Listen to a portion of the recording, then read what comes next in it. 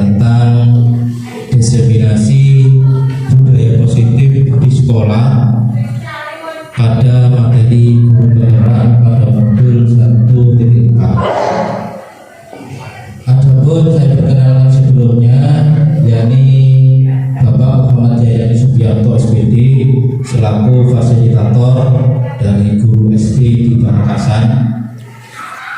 Kemudian ada Ibu Siti Murni Mandasari SPD selaku pengajar praktek saya yang sekarang bertugas di SMP Nurul Amanah Braga. Saya sendiri Ivan Bibi dalam guru penggerak angkatan 9.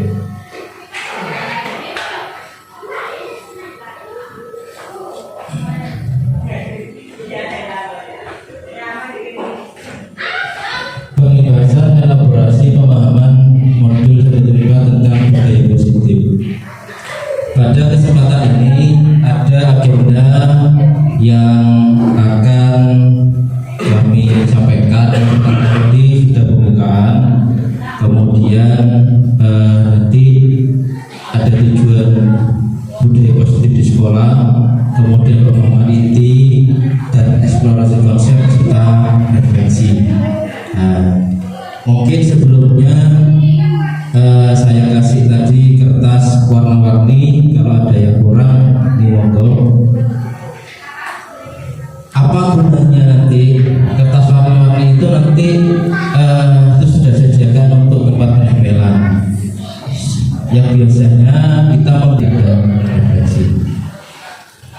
Tujuan dari budaya positif di sekolah, Ki-Hajar Dewantono mengingatkan bahwa tujuan pendidikan itu adalah menuntun segala kodrat yang ada pada anak agar mereka dapat mencapai keselamatan dan kebahagiaan setinggi-tingginya, baik secara manusia maupun di anggota masyarakat.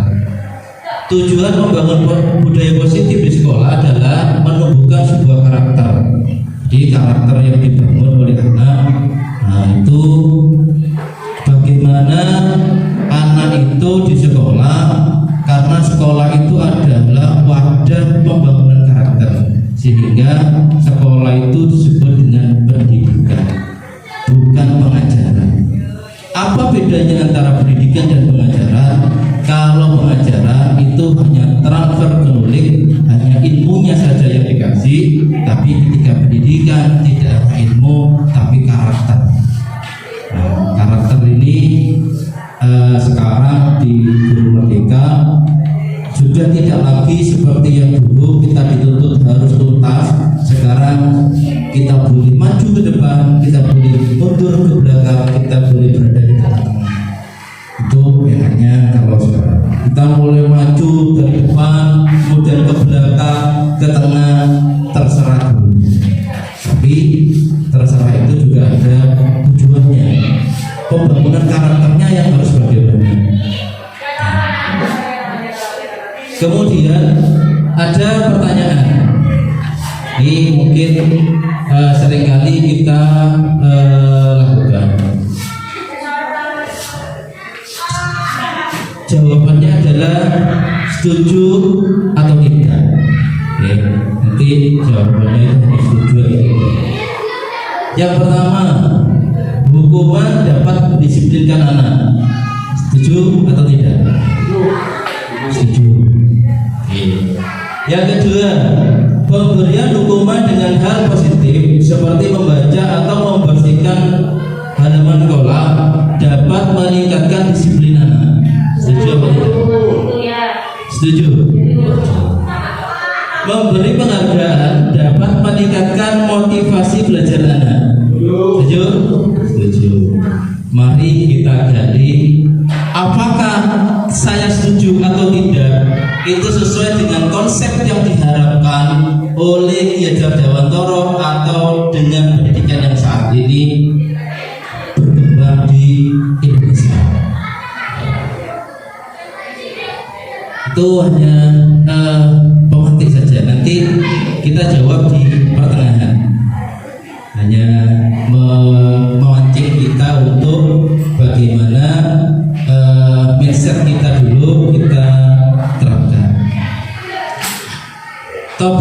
dalam eksplorasi konsep. Disiplin satu adalah disiplin positif dan nilai-nilai kebajikan universal.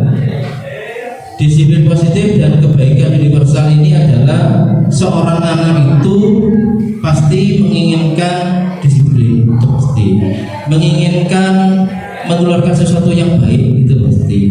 Nah, itu kebaikan universal.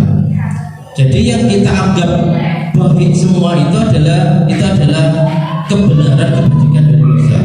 Anak harus sopan, itu adalah kebijakan universal. Satu, beradab, kemudian tanggung jawab, mandiri, itu adalah kebijakan universal.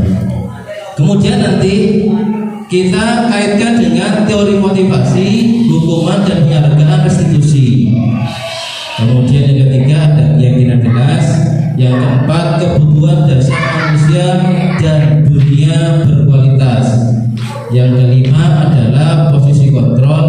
Yang keenam adalah segitiga restitusi. Nah, ini nanti kita bahas satu persatu. Disiplin positif dan kebijakan, nilai-nilai kebijakan universal. Saya refleksi ke depan bahwa kita sepakat bahwa hukuman itu bisa mendisiplinkan. Sepakat. Ketika melihat ini mungkin sedikit kita merefleksi kembali. Artinya apa? Kadangkala kita ini terlalu memaksa anak ini seperti orang yang tidak bisa dibiarkan untuk berkembang terkadang, sehingga harus kita kekang. Padahal anak itu terkadang karena dia tidak tahu melakukannya. Sebenarnya kesalahan itu dia lakukan karena dia tidak tahu melakukan kesalahan itu. Dulu waktu kita masih kecil naik sepeda terjatuh, orang dewasa bilang kalau kita belajar harus itu supaya tahu bahwa kita ini merasakan nilainya jatuh. Kalau kita jatuh pasti kemudian akan hati-hati untuk bisa. Nah, seorang anak yang mulai berjalan juga akan jatuh, sehingga dia tahu kalau begini akan jatuh. Nah, terkadang itu juga tidak tahu bahwa dia itu melakukan sebuah hal yang salah, tetapi kita sudah melakukan kritik penguatan bahwa kamu ini salah. Jadi ada sesuatu yang memaksa terhadap karakter sebuah. Pertanyaannya, apakah itu bisa diterapkan di sini, Pak? Ya, bisa.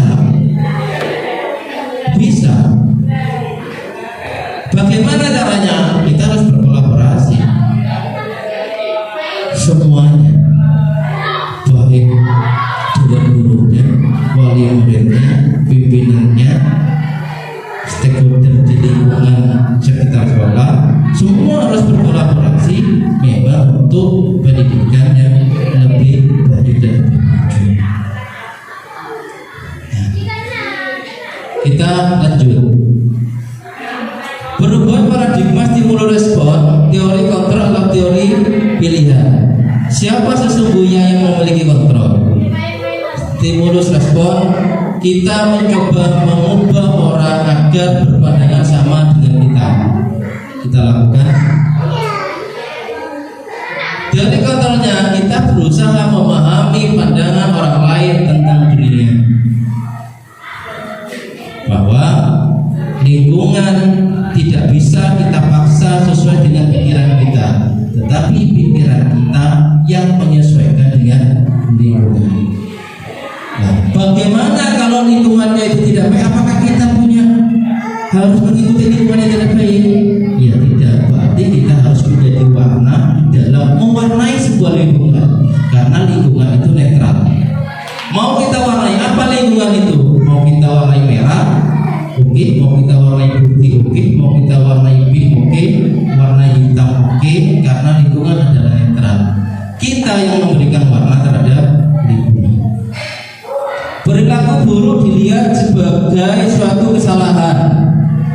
Orang yang kita sudah anggap salah pasti kamu salah, pokoknya kamu salah. Nah, padahal kesalahan itu terkadang untuk mencari sebuah kebenaran. Teori kontrolnya semua perilaku memiliki tujuan. Dia melakukan kesalahan itu sebenarnya tujuannya apa yang dia lakukan tentang salah itu apa sebenarnya.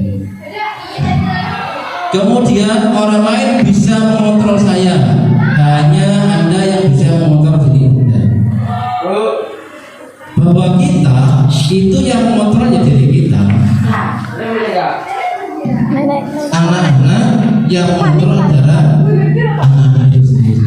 Tapi kita wajib untuk memberikan sebuah edukasi bagaimana tentang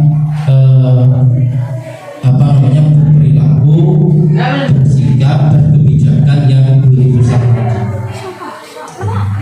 Kemudian ini adalah teori tentang disiplin positif. Teori ada di sini. Teori kontrol dari Dr. William Besser. Yang pertama, tidak bisa mengontrol orang lain, hanya Anda yang bisa mengontrol diri Anda.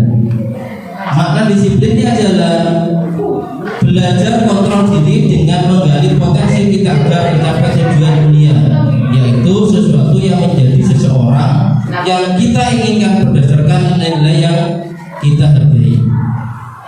Tujuan perilaku memiliki tujuan pasti. Semua apa yang kita lakukan itu pasti ada tujuannya. Baik kita dan anak-anak semua itu ada tujuannya. Ada teori motivasi yaitu untuk menghindari hukuman. Jadi nanti di sini ada model pemikiran, kolaborasi, inklusi kontrol.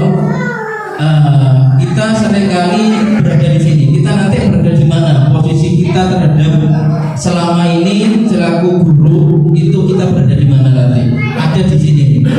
Apakah kita adalah orang yang menghukum, pembuat merasa bersalah? Kita menjadi teman bagi anak-anak atau kita menjadi pemantau dan manajer? Seseorang yang selalu berkaitan dengan hukuman dan merasa bersalah, maka nanti munculnya adalah ini. Berarti anak-anak akan selalu menghindari sesuatu yang dihukum. Jadi kalau kita kamu salah, kamu saya hukum, berarti besoknya dia melakukan yang tidak seperti itu karena takut dihukum.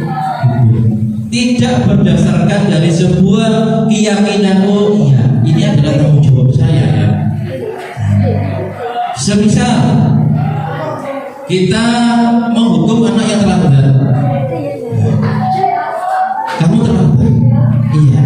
Tapi kenapa kamu terlambat?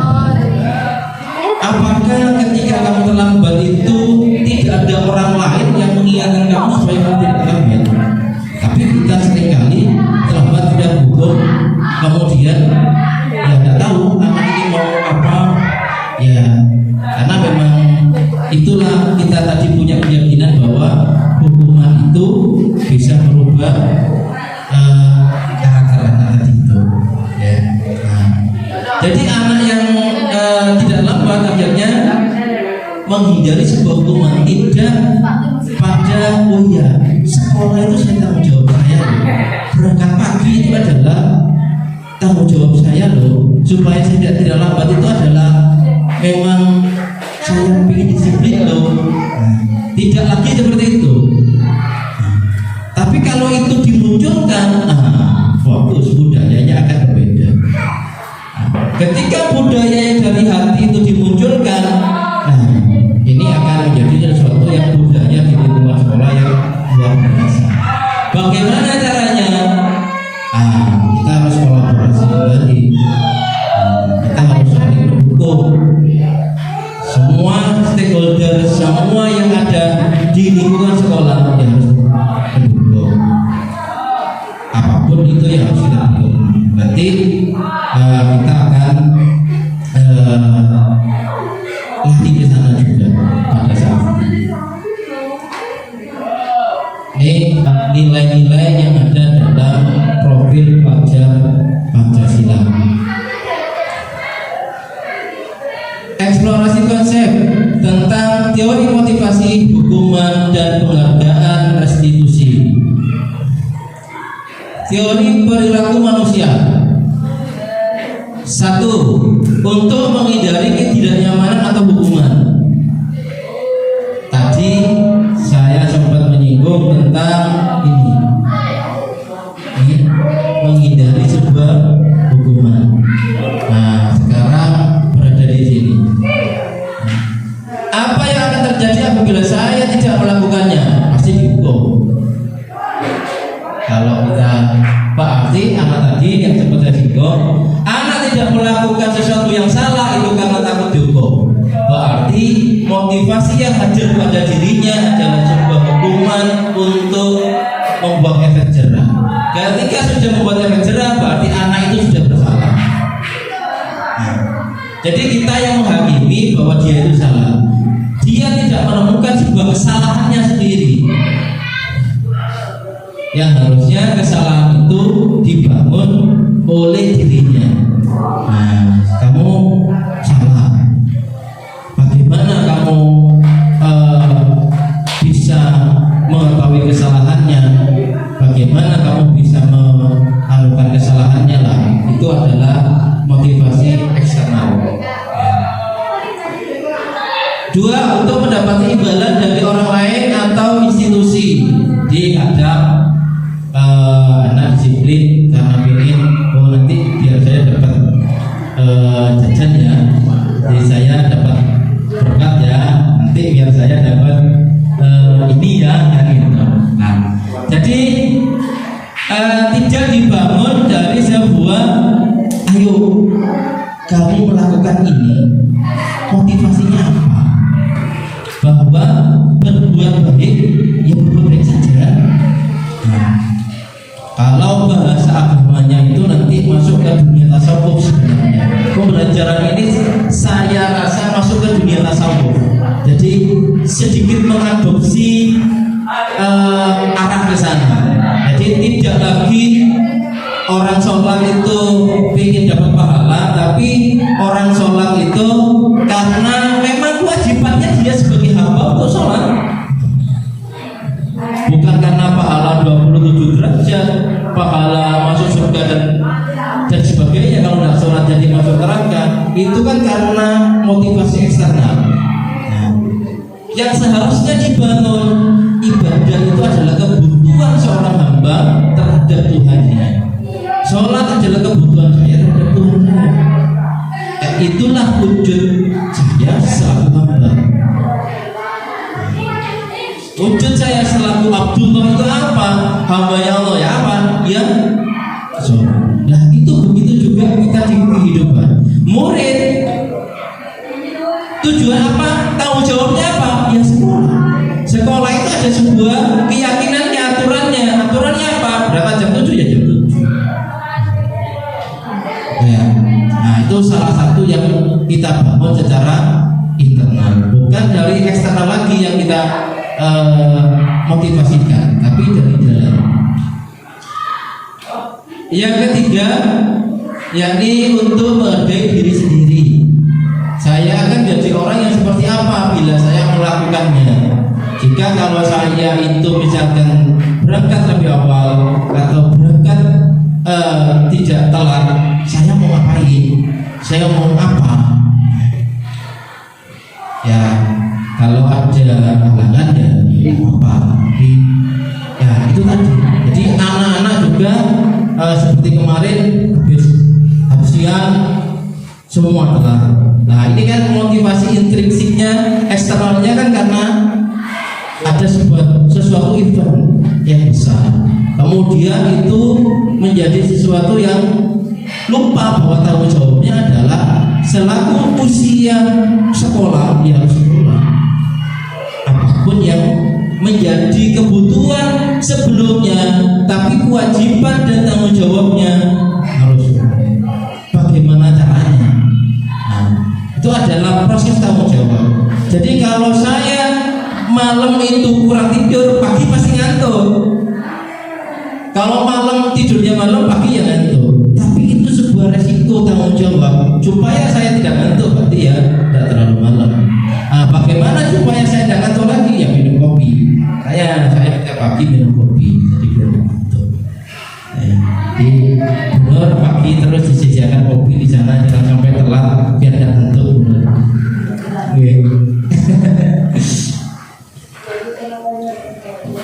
Ki Hajar Dewantara, apa sih sebenarnya merdeka itu? Merdeka itu adalah tidak hanya terlepas dari perintah, akan tetapi juga cakap membuat memerintah diri sendiri. Jadi tidak hanya kita memberikan sebuah perintah kepada anak-anak kita, tapi bagaimana kita bisa memerintahkan diri kita sendiri seperti apa yang kita perintahkan kepada anak-anak. Artinya apa? Kembali ke awal tadi bahwa pendidikan yang digagas oleh pemikiran Ki Hajar Dewantara adalah menuntun. Nah, menuntun itu apa? Seperti orang menuntun berarti memberi contoh. Nah, inilah fungsi dari sebuah pendidikan. Jadi pendidikan itu adalah suri tauladan, pendidikan adalah contoh, pendidikan adalah pembangunan sebuah karakter.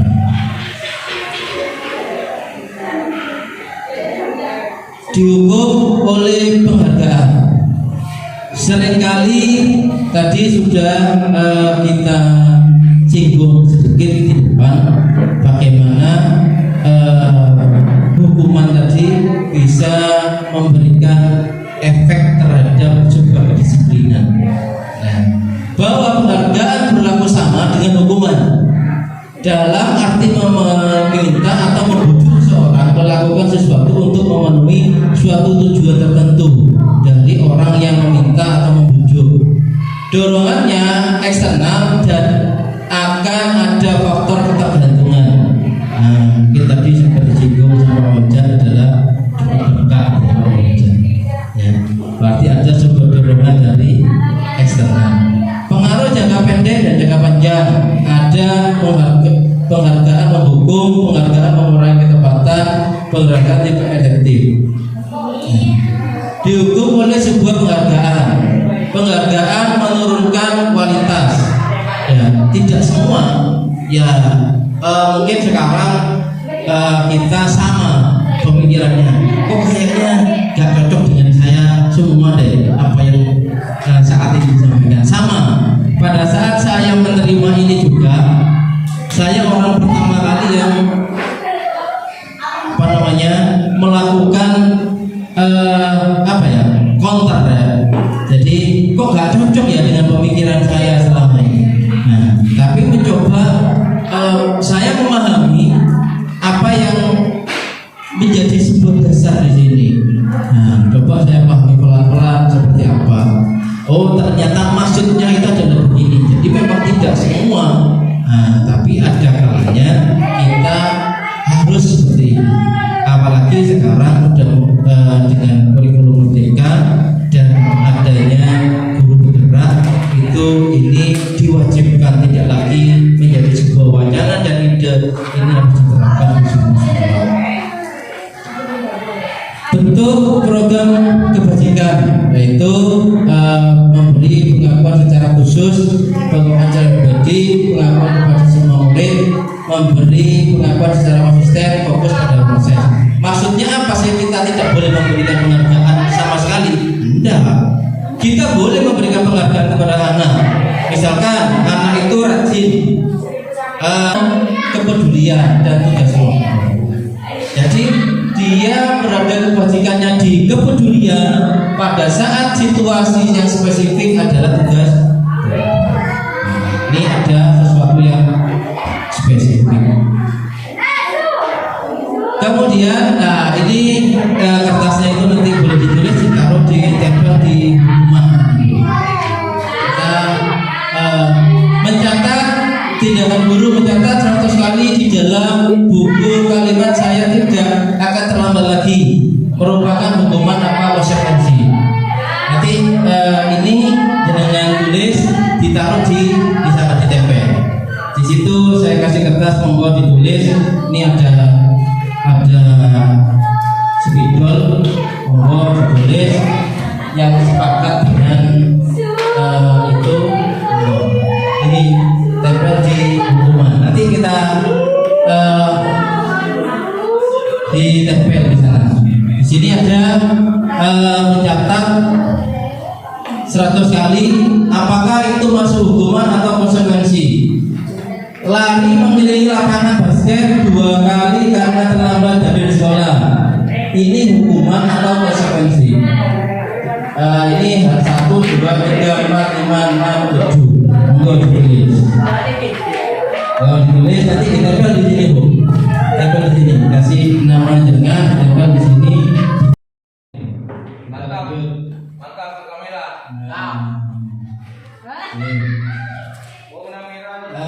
Kita lanjut.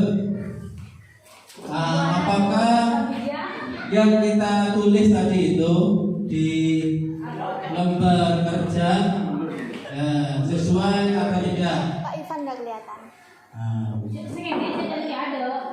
Apakah sesuai yang kita tulis? Hukuman, konsekuensi, hukuman dan konsekuensi. Betul? Sesuai? Apakah semua hukuman atau semua konsekuensi? Bukan masalah kebenaran itu. Yang berbeda yang mana? Yang bawah. Lari mengelilingi lapangan basket 2 kali karena terlambat 10 menit untuk pelajaran. Kenapa kok konsekuensi?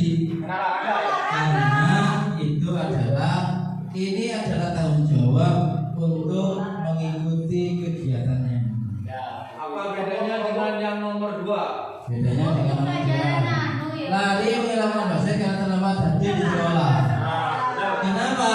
Karena tanggung jawabnya itu di sekolah, peraturannya itu kan di sekolah. Kalau ini olahraga, karena olahraga lari itu termasuk dari bagian dari olahraga, jadi masuk dalam konsekuensi di pembelajarannya. Hukuman itu kaitannya dengan Hukuman itu berkaitan dengan aturan sekolahnya. Nah, kalau ini berhubungan dengan pembelajarannya. Nah, misalkan terlambat pelajaran IPS misalkan, tetapi nanti anak itu istirahat menambah jam sendiri di pembelajaran IPS. Nah, itu berarti konsekuensi terhadap sebuah yang tertinggal dari pembelajaran itu sendiri. Nah, itu tanggung jawab terhadap materinya. Gitu. Oke. Nah, kita lanjut. Iya, bentar dulu. Kita lanjut. Perbedaan hukuman dan konsekuensi. Hukuman adalah sesuatu yang meyakinkan harus terjadi. Konsekuensi sesuatu harus terjadi. Membuat anak sakit, membuat anak merasa tidak nyaman dalam jangka waktu pendek. Karena konsekuensi. Anak membenci kedisiplinan, anak menghargai disiplin. Nah, tadi itu karena lari, jadi dia harus disiplin dengan pembelajaran. Mendorong anak meyakini diri sendiri, mendorong anak agar mudah menyesuaikan diri. Anak belajar untuk menyembunyikan kesalahan, anak belajar untuk mematuhi peraturan. Di peraturan yang dibangun itu adalah sebuah konsekuensi. Marah, rasa bersalah, dipermalukan, merasa tidak dihargai, itu masuk dalam hukuman. Kehilangan hak, dibuat tidak nyaman, diasingkan untuk sementara. Karena konsekuensinya tadi dia harus lari sendiri, berarti dia terasing, tidak sama dengan nah, itu salah satu. Nah, apa itu? Sekarang kita masuk di materi tentang restitusi. Apa itu restitusi? Restitusi adalah suatu proses penciptaan kondisi bagi murid untuk memperbaiki kesalahan mereka sehingga mereka bisa kembali pada kelompok mereka dengan karakter yang lebih kuat. Restitusi juga merupakan sebuah proses kolaboratif yang mengajarkan murid untuk mencari solusi untuk masalah mereka. Membantu murid berpikir tentang orang seperti apa yang mereka inginkan menjadi lebih mulia atau tujuannya mulia, dan bagaimana mereka harus memperlakukan orang lain. Itu restitusi.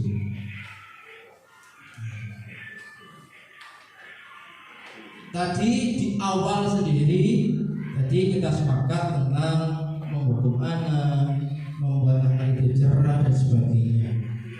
Nah, ini adalah identitas restitusi. Ketika identitas restitusi ini saat ini dinilai gagal, sesuatu yang menyakitkan harus terjadi karena kita menghukum. Tapi identitas suksesnya bagaimana?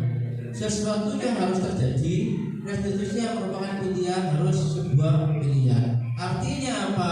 Anak diberikan sesuatu pilihan dalam melakukan tindakan. Jadi sempat saya singgung bahwa apa yang dilakukan anak itu sebenarnya dia tidak tahu kalau dia salah. Sebenarnya dia tidak tahu kalau dia itu salah. Kalau sudah berkali-kali, bagaimana Pak? Nah, ini masalah sedikit lagi, masalah lain. Murid tidak nyaman untuk murid atau anak untuk jangka waktu yang panjang, itu karena kita memberikan hukuman. Konsekuensinya tidak nyaman untuk murid tidak menjaga waktu pendek. Restitusinya menguatkan untuk murid atau anak dalam jangka waktu yang panjang. Semisal adalah kita punya kasus misalnya seorang anak berada di kantin melakukan ada keyakinan kelas. Nah, keyakinan kelas ini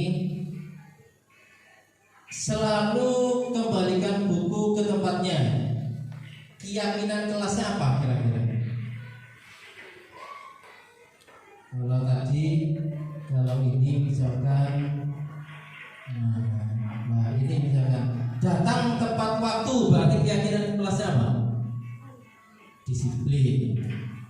Menjaga kebersihan sekolah berarti apa?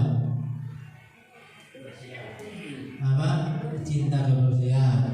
Berdoa sebelum dan sesudah kegiatan berarti apa? Spiritual beribadah. Aktif dalam pembelajaran berarti rajin ya.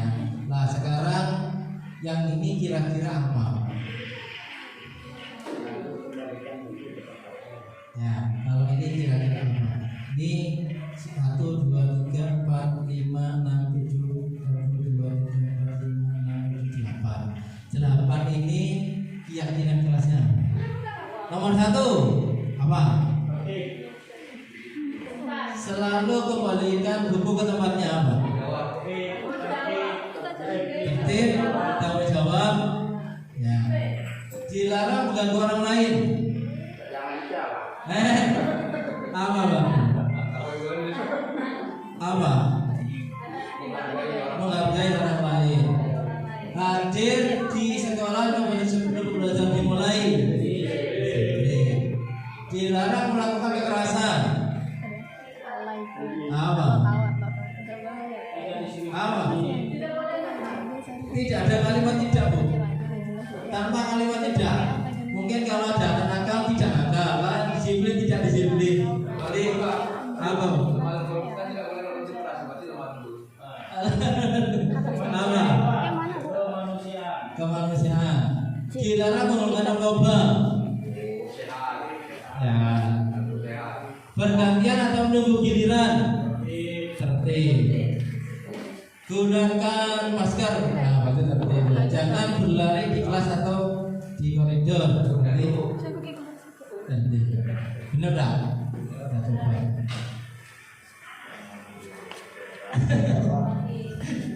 Apa? Selalu kembalikan buku tempatnya tanggung jawab. Ya karena memang dia yang meminjam, dia harus tanggung jawab mengembalikannya. Dilarang orang lain yang menghormati orang lain. Jadi keyakinan kelasnya, kebajikan universalnya adalah begitu. Hadir menghormati orang lain, berkomitmen. Dilarang melakukan kekerasan, berarti ada keselamatan dan menghormati orang lain. Dilarang melakukan kesehatan, bergantian atau menunggu giliran menghormati orang lain dan bersahabat. Ya. Kemudian jangan lari di kelas atau koridor, berarti kebajikannya adalah kesehatan, gitu ya, dan keamanan. Kemudian yang keempat adalah kebutuhan dasar manusia dan dunia berkualitas. Bahwa manusia itu memiliki kebutuhan dasar yang harus terpenuhi. Di antaranya satu, rasa kasih sayang, pasti, ya pasti harus ada rasa kasih sayang. Kalau nggak ada rasa kasih sayang ya bahaya, tidak bahaya nggak ada kasih sayang. Kemudian ada penguasaan. Jadi manusia itu lebih cenderung untuk suka berkuasa. Jadi sampai kapanpun orang itu lebih cenderung untuk senang pada sebuah kekuasaan. Terus kesenangan. Nah, kesenangan ini semua orang pasti suka yang senang-senang. Pasti semua orang senang, ingin senang-senang.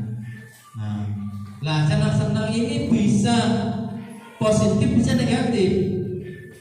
Ada kesenangan yang negatif, ada kesenangan yang positif. Nah,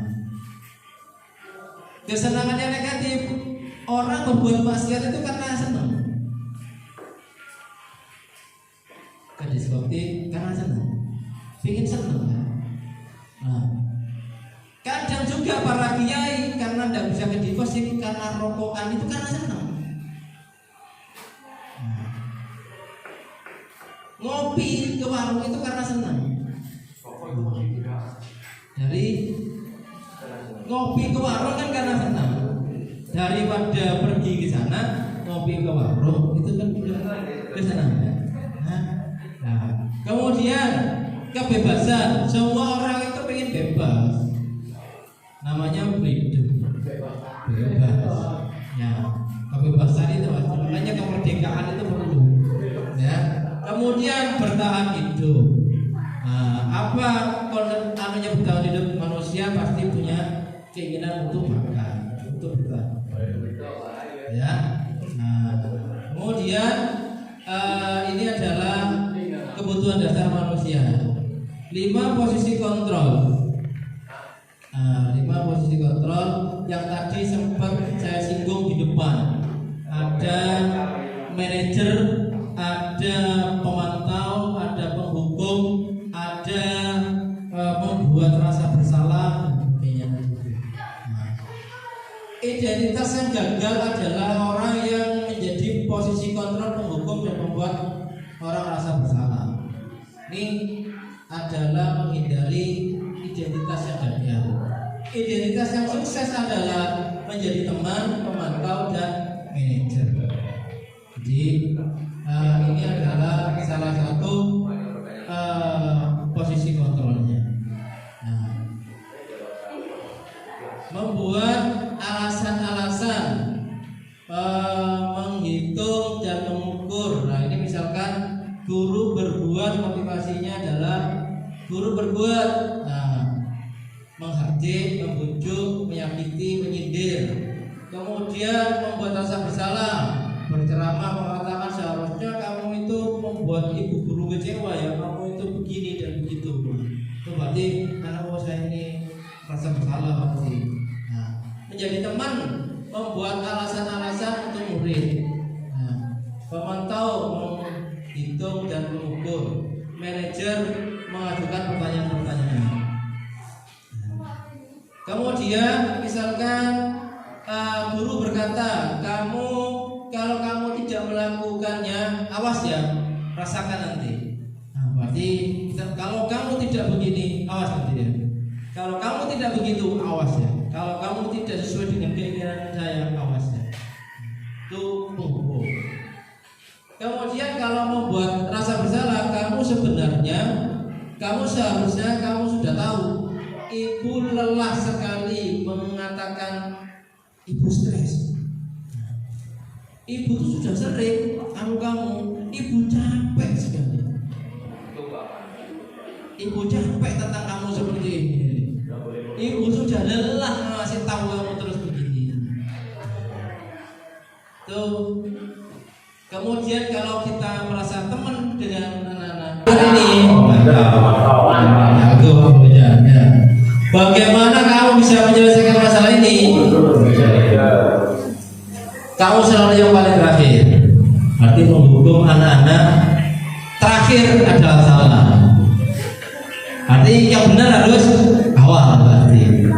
Kalau terakhir kan salah berarti. Kamu yang selalu terakhir sih. Kalau salah. Berarti yang benar kalau begitu apa? Berarti harus di depan. Ya kan begitu kan? Coba dibuat logikanya. Awal depan. Ya, berarti kalau anak yang terakhir itu salah, berarti yang benar di depan berarti. Tapi tidak cuma terakhir itu salah. Itu kan mengerjakan terakhir itu kan bahasa ini kalau kita melakukan sesuatu yang terakhir berarti dianggap yang terakhir itu kan salah. Berarti yang benar yang mana? Di depan berarti harus di depan. Kamu kok selalu yang terakhir sih? Berarti harus di depan yang benar. Berarti di dalam pemikirannya anak itu berarti kalau terakhir ini saya salah. Berarti saya harus di depan, mengumpulkan atau apa harus di depan. Padahal terakhir kalau kita beda dengan ini, oke. Terima kasih kamu sudah melakukan yang terbaik. Beda enggak dengan kamu kok selalu yang paling akhir sih? Terima kasih kamu sudah melakukan yang terbaik. Beda enggak?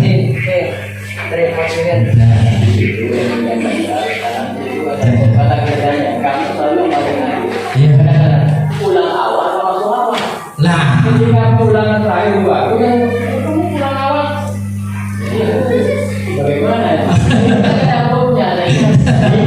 wah ini pakai menggunakan bahasa kosakata ini ya. Dalam awal Ya, oke. Lanjut. Pulang terakhir juga balik, pakai kata balik. Paling akhir berarti. Bergerak antara ada suatu peraturan, ada pemantau konsekuensi, nilai-nilai wajarnya perbaiki. Nah, ini yang selalu harus kita buat sebuah lingkungan seperti itu. Ya. Kemudian yang materi yang paling akhir adalah materi segitiga restitusi. Nah, apa itu segitiga restitusi? Berhubungan dengan 5 poin kontrol tadi. Kita sekarang masuk ke sini. Ketika kita tadi sudah melakukan sebuah kontrol sebagai manajer, maka yang perlu dilakukan berikutnya adalah kita melakukan sebuah langkah ini. Langkah yang pertama untuk restitusi adalah menstabilkan identitas. Jadi kita menstabilkan sebuah identitas di dalam permasalahan. Kemudian setelah selesai melakukan identitas, kita lakukan validasi kebutuhan. Apa yang mendasari tentang sebuah kesalahan itu? Kita validkan. Benar sih kamu melakukan itu? Apa sih kamu itu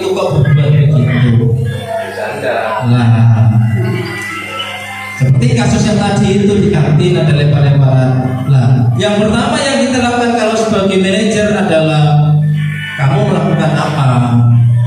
Kamu tadi berbuat apa? Terus ceritakan kejadiannya seperti apa. Kalau teman ayolah lempar lagi. Kemudian setelah itu kita validkan apakah benar yang kamu lakukan. Nah, validasinya itu dua arah. Satu yang menjadi subjeknya, yang kedua yang menjadi objeknya. Jadi karena tadi kasusnya adalah kena guru, berarti gurunya juga kita cari validasi apakah benar tadi seperti ini. Nah, apakah benar? Nah, itu yang dilakukan. Kemudian yang segitiga berikutnya yakni menanyakan keyakinannya. Apakah yang kamu yakini, yang kamu perbuat itu benar tadi? Salah, Pak. Berarti itu sudah timbul dari dirinya bahwa dia mengetahui kesalahannya. Saya tahu, Pak, saya salah. Ketika tahu kamu salah, kamu harus ngapain? Itu namanya sebuah keyakinan. Kita yakinkan dia, sehingga timbulnya itu dari dalam. Tidak lagi karena aduh saya nanti dihukum ya, saya nanti disuruh lagi ya, saya nanti disuruh ini ya.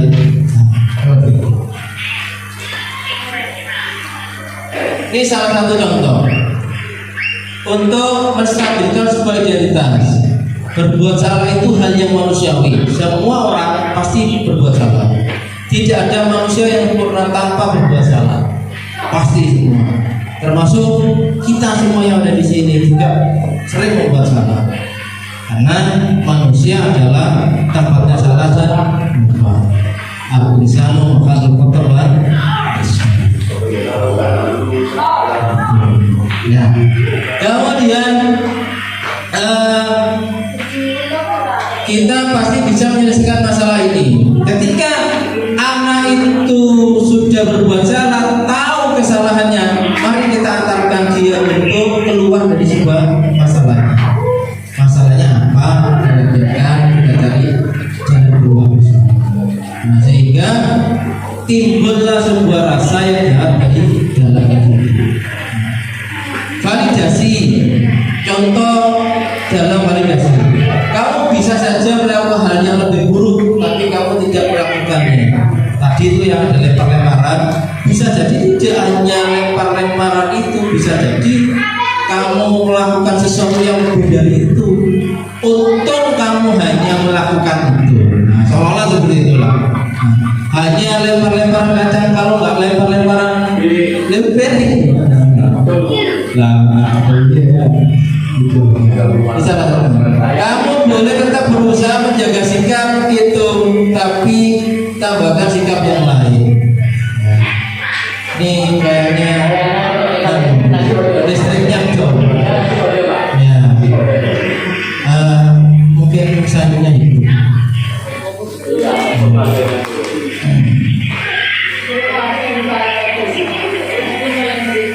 Kemudian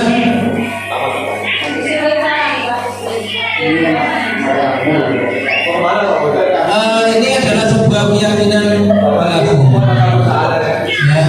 Apakah apa nilai yang kita percaya di belajar sekolah kita? Ini universal yang ada ya, nilai yang besar yang ada. Nah, kemudian apa yang kamu rasakan ketika kamu melakukan kesalahan itu?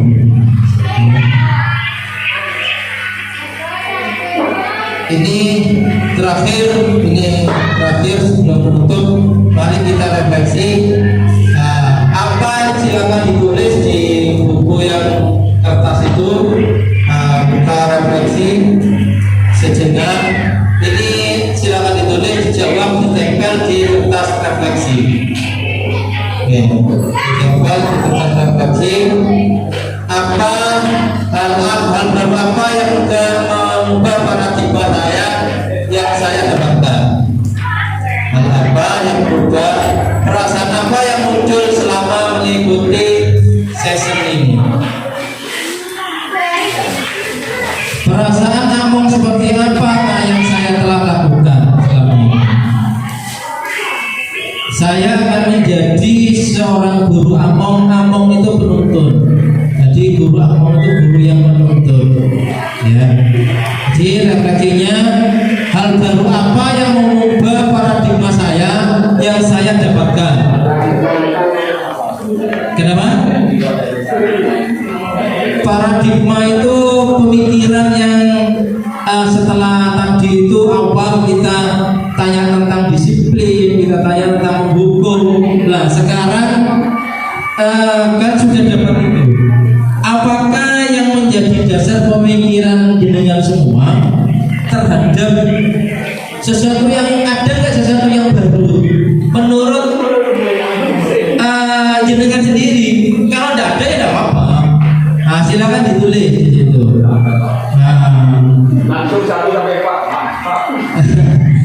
Kemudian yang kedua, perasaan apa yang muncul selama mengikuti kegiatan tadi itu? Ada interaksi. Ternyata misalkan, oh ternyata saya hukum selama ini itu ada seperti ini ya. Ternyata saya harus ketika anak lambat itu perlakuan saya harus begini ya. Ini adalah tadi itu saya sampaikan semua teori yang dilakukan oleh dasar pemikirannya Ki Hajar Dewantoro. Jadi pemikiran Ki Hajar Dewantoro muncullah pemikiran-pemikiran ini. Monggo silakan ditulis, ditaruh di sini, nanti kita foto bersama di awal. Ini terakhir nanti sudah selesai, terima kasih. Nah tinggal satu saja, silakan ditulis, direfleksi sehingga nanti bisa kita ambil di sini semua. Monggo 2 menit. Nah, silakan nanti kita foto bersama di sini. Ada ininya biar kelihatan lebih cakep ya. Bisa di sini. Kertas ada banyak tadi kertasnya. Ada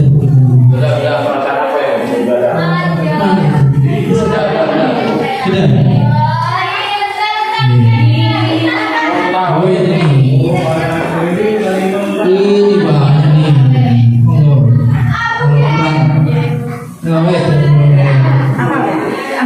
Nih.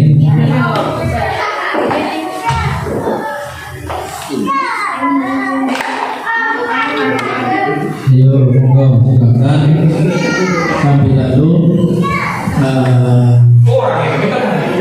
Ayo. Sampai lalu nanti ditempel ke bagian refleksi. Bagian refleksi ditulis di sini. Gitu. Nah, begitu lah. Jadi kita foto bersama dengan ini. Gitu. Boleh bertanya nggak Pak? Boleh. Boleh bertanya. Boleh bertanya. Monggo silakan. Kalau mau bertanya. Tapi tidak ada perasaan. Boleh pakai mie Pak?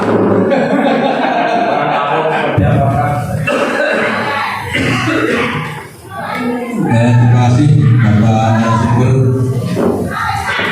Saya masih bingung tentang perbedaan antara hukuman dan konsekuensi. Tadi saya lihat kalau pendapatnya Pak Ivan tadi kan saya setuju itu. Kalau hukuman berarti itu ada peraturan umum, peraturan sekolah.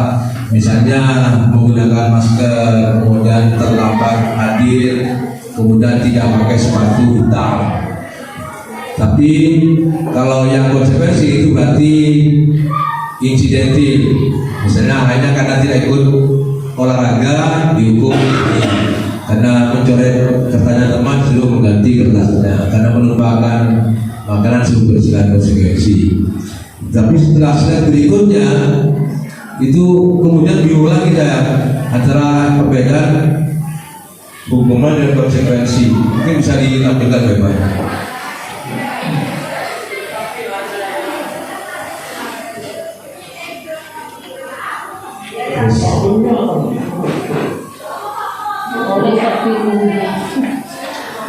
Perbedaan hukuman dan konsekuensi.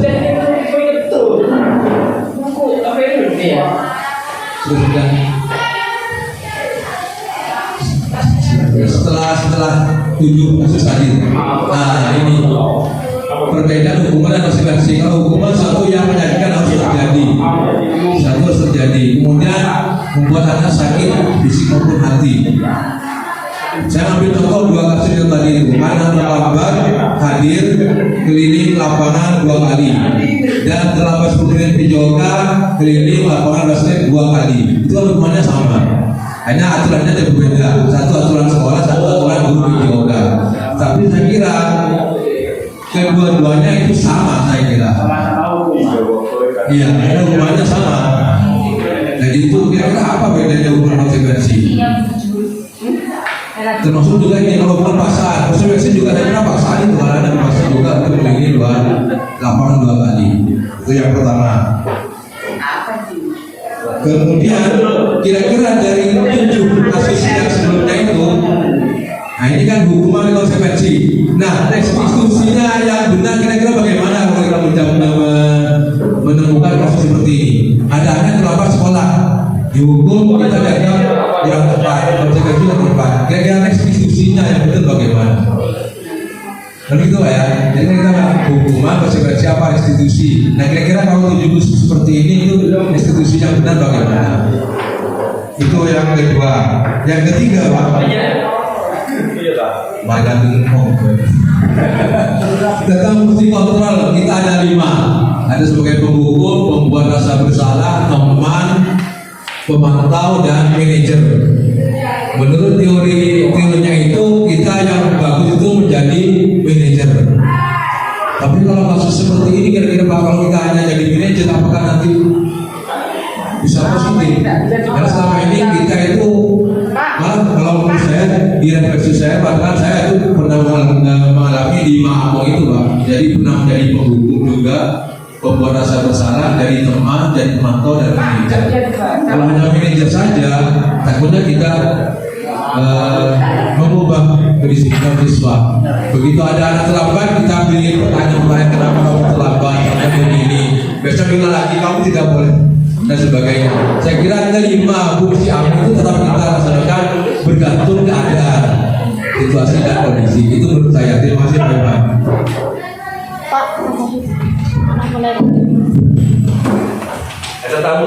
Terima kasih. Ada lagi pertanyaan Pak Pandi? Mas kalau dulu ya Pak.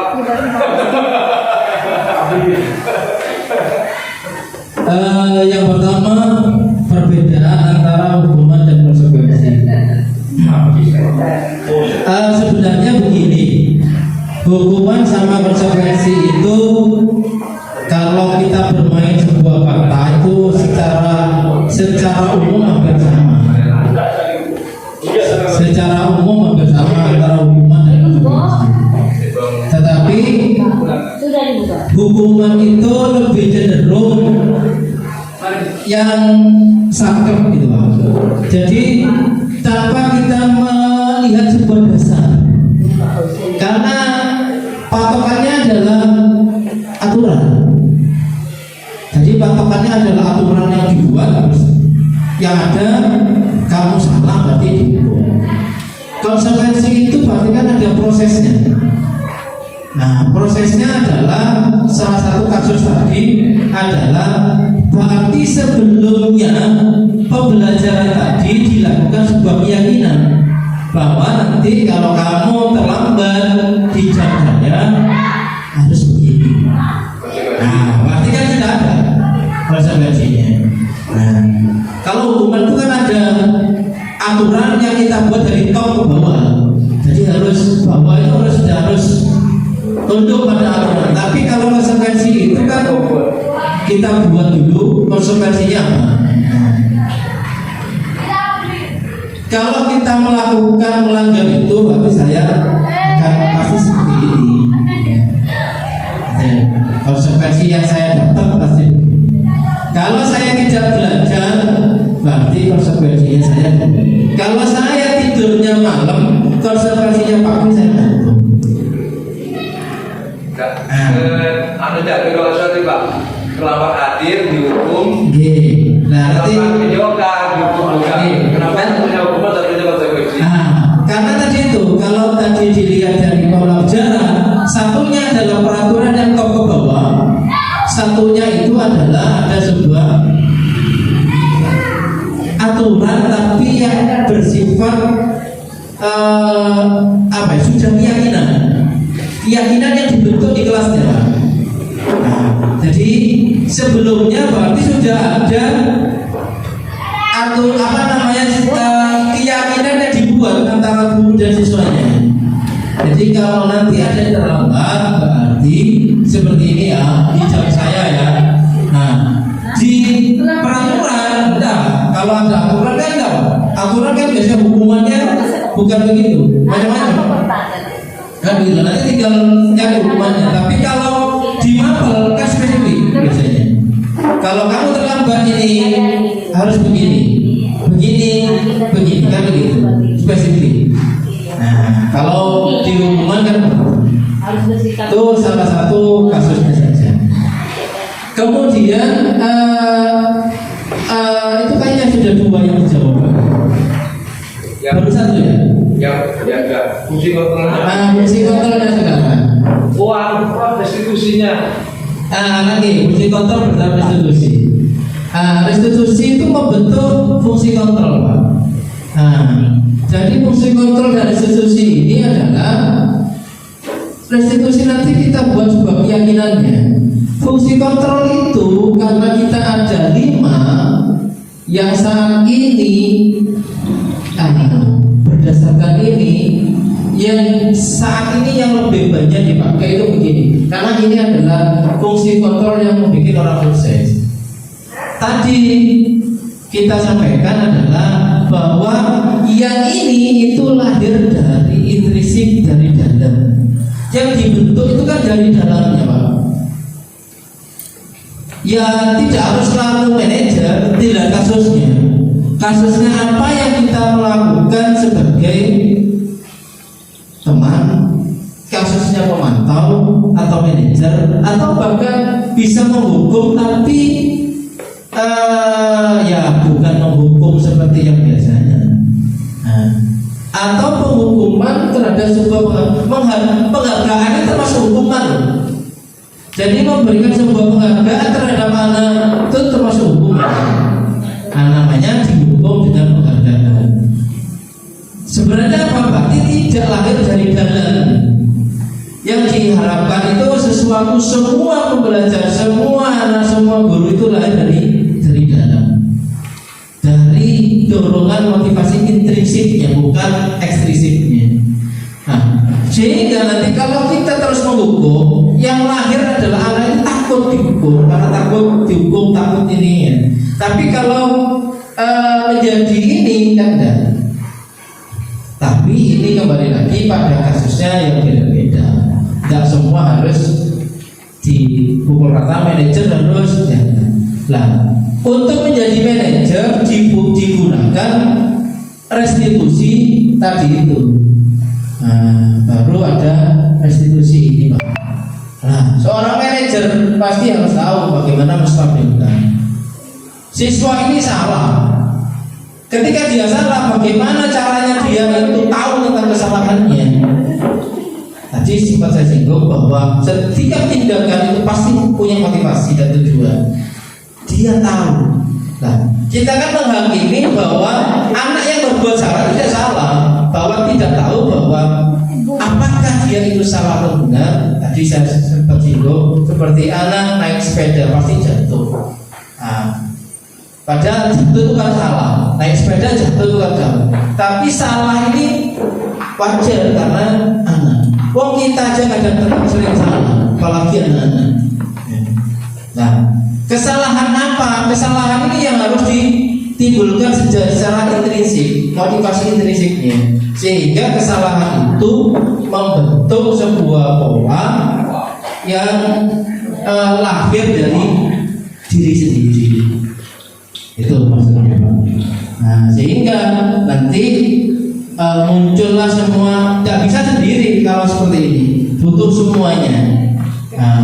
Butuh persamaan persepsi, butuh dukungan dari pimpinan, butuh dukungan dari teman sejawat, butuh dukungan dari wali murid, butuh dukungan dari komite, butuh juga dukungan dari anggaran. Tidak bisa, tidak bisa. Harus semua mendukung dan semua harus berkolaborasi dengan baik. Tidak bisa sendiri-sendiri. Saya sendirian tidak bisa. Saya sendirian harus begini, menerapkan ini tidak bisa. Tanpa dukungannya dengan semua tidak bisa terlaksana. Tanpa dukungan pimpinan tidak bisa. Tanpa dukungan anggaran pun juga tidak bisa. Tidak bisa. Jadi karena memang semua ini harus bersinergi. Harus bersinergi. Tidak bisa sendiri-sendiri, tidak bisa. Harus semua. Itu dari saya, kurang lebihnya saya mohon maaf. Mungkin di lain waktu kita bisa diskusi kembali, karena nanti ada modul-modul yang lain yang akan kita persamakan persepsi kembali. Nomor 3 apa, Pak? Kalau timari kita bukan.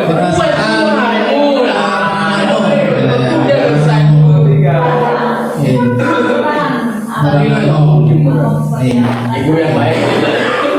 Nih, Mengikuti modul ini. Iya, gue yang baik, Bu, yang baik. Menyambar. sudah Bu? Sudah, silakan ditempel di sana. Saya sendiri sudah selesai. Sekarang saatnya kita kumpul bersama sebagai bukti bahwa kita sudah melakukan ini semua. Di sana kita hargai karya kita, tulisan kita, pemikiran kita. Ayo kurang selesai kan mana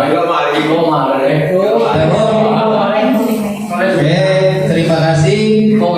Saya sampaikan kepada teman-teman, saya tidak bisa membalas yang lebih baik.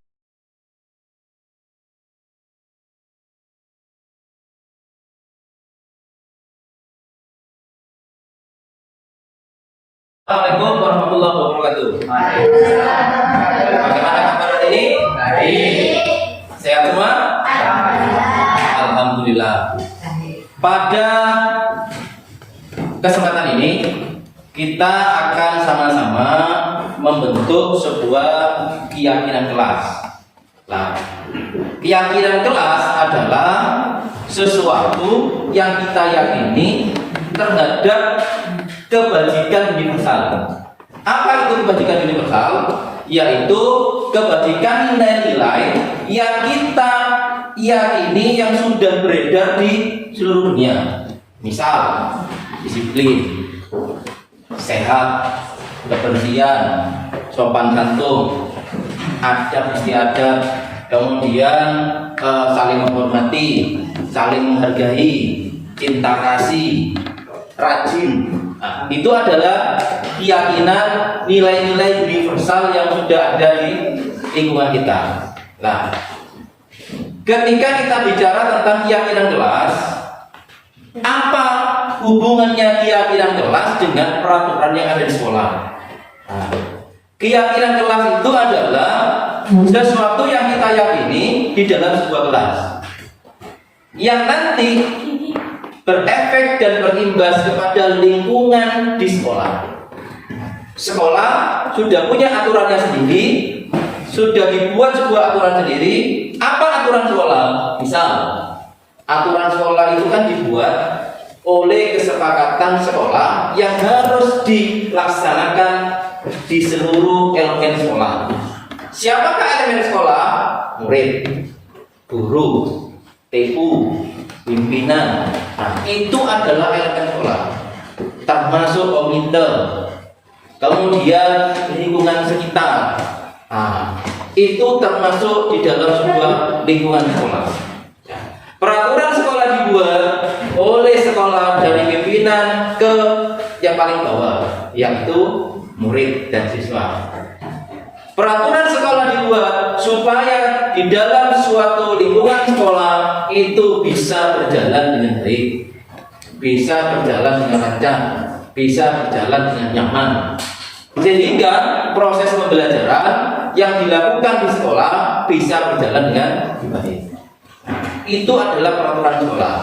Nah, saat ini kita akan membuat tentang keyakinan kelas kita.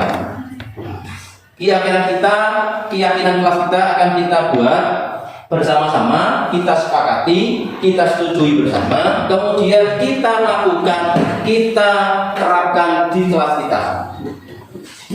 Tuh ya, kita sepakati nanti ya. Ya. Keyakinan ini nanti kita buat tidak hanya bagi saya, dan juga ini akan berlaku untuk seluruh guru mata pelajaran di kelas ini.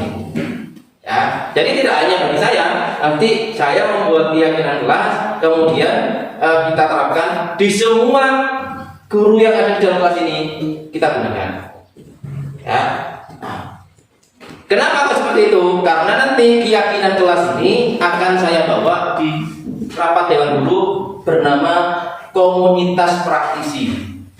Di komunitas praktisi itu ada semua elemen, baik guru, kepala sekolah, TU dan semuanya.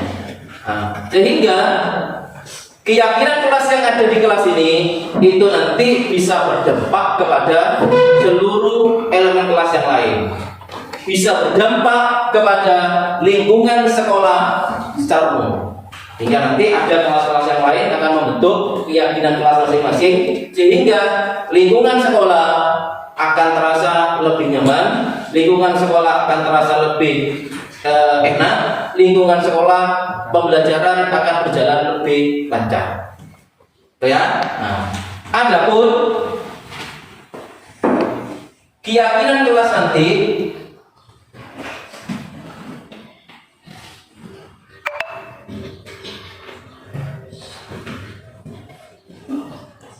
keyakinan kelas kita nanti kita buat bersama-sama dengan menerapkan sebuah nilai-nilai kebajikan universal yang sudah kita yakini, ya, yang kita yakini. Semisal datang tepat waktu, berarti keyakinan kelasnya adalah disiplin. Kemudian menyapa guru dengan murid, saling sapa menyapa, berarti sopan santun. Nah, itu adalah sebuah keyakinan kelas kita nanti kita buat. Ya. Karena keyakinan kelas nanti akan menjadi sebuah peraturan sekolah yang kita buat. Keyakinan kelas nanti akan menjadi sebuah peraturan yang digunakan oleh sekolah dalam menerapkan pembelajaran yang nyaman. Maka keyakinan kelas ini kita buat seideal mungkin, sesuai dengan keinginan kita. Ya, keyakinan kelas itu nanti kita buat seideal mungkin, kita sepakati bersama, kita setujui bersama, sehingga nanti peraturan sekolah itu diambil dari keyakinan kelas yang kamu buat. Ya, itu adalah keyakinan kelas. Keyakinan kelas itu nanti akan menjadi sebuah budaya baru, akan menjadi budaya baru yang positif di sekolah, yang selama ini belum tercipta, yang selama ini mungkin sudah ada tapi kita tidak tahu apakah memang itu kayak dimaksud dengan keyakinan kelas, atau sudah kita terapkan tapi kita tidak tahu apakah itu yang dimaksud dengan keyakinan kelas, atau memang belum sama sekali kita terapkan sehingga sesuatu ini yang baru. Ya. Nah, itu adalah nanti kita buat ke depan. Selain peraturan kelas dan keyakinan kelas ini, nanti kita akan melibatkan orang tua kalian, wali murid beserta dengan komite sekolah sebagai elemen sekolah yang tidak bisa dipisahkan dalam rangka mewujudkan sekolah yang nyaman, dalam mewujudkan sekolah berbudaya positif. Sekolah membuat sebuah program tanpa ada dukungan dari wali murid dan orang tua, maka program sekolah itu akan sia-sia. Jadi peran serta wali murid, peran serta orang tua kalian adalah sangat penting dalam membentuk budaya sekolah yang positif. Ya, itu yang perlu kita lakukan nantinya ke depan. Ya. Sudah saya bagikan kertas stiker note, itu namanya kertasnya stiker note. Nanti kertas stiker note itu kamu tuliskan keyakinan kelas yang ada, kemudian nanti silakan ditempel di sini, kita sepakati bersama. Nah, kemudian nanti kita akan lakukan persetujuan terhadap keyakinan kelas itu. Setelah itu nanti setelah kita mendapatkan persetujuan, nanti kalian akan tanda tangan di sini satu persatu. Berarti persetujuan keyakinan kelas kita sepakati bersama. Ya. Yang pertama, ya, ada pertanyaan tentang keyakinan kelas? Ada yang mau ditanyakan? Ada? Ada yang mau tanya? Tidak ada. Saya lanjutkan. Ya.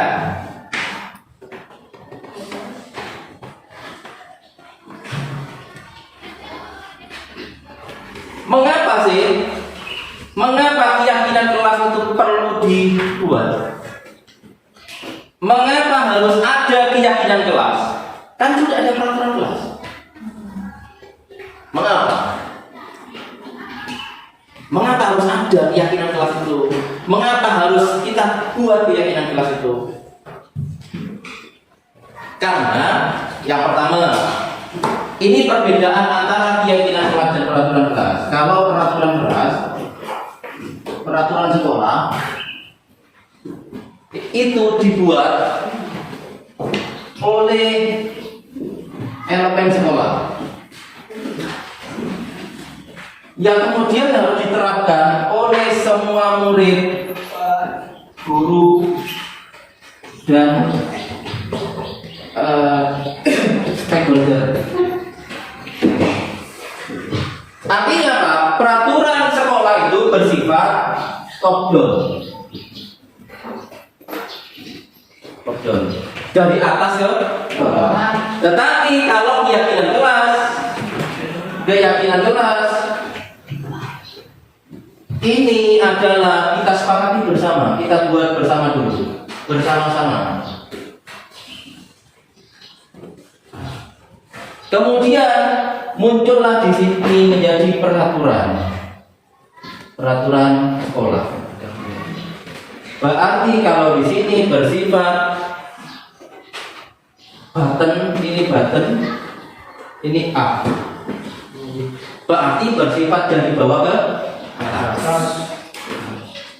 Yang selama ini ada itu kan ini dari top ke bawah.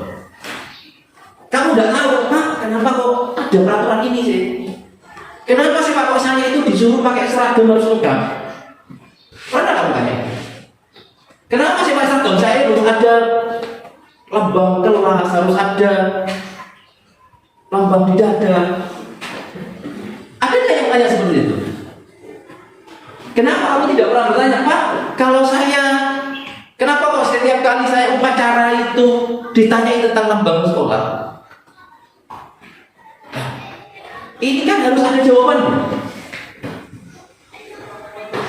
Kan harus dijawab. Kan belum menemukan jawaban tentang ini. Kenapa sih Pak saya itu kalau ke sekolah itu harus pakai sepatu? Kok tidak boleh pakai sandal? Kok tidak boleh nggak pakai apa-apa? Kenapa? Karena ada peraturan. Yang peraturan ini akan bersifat, ini ada dua hal, yakni ada konsekuensi, ada hukuman. Ya kan?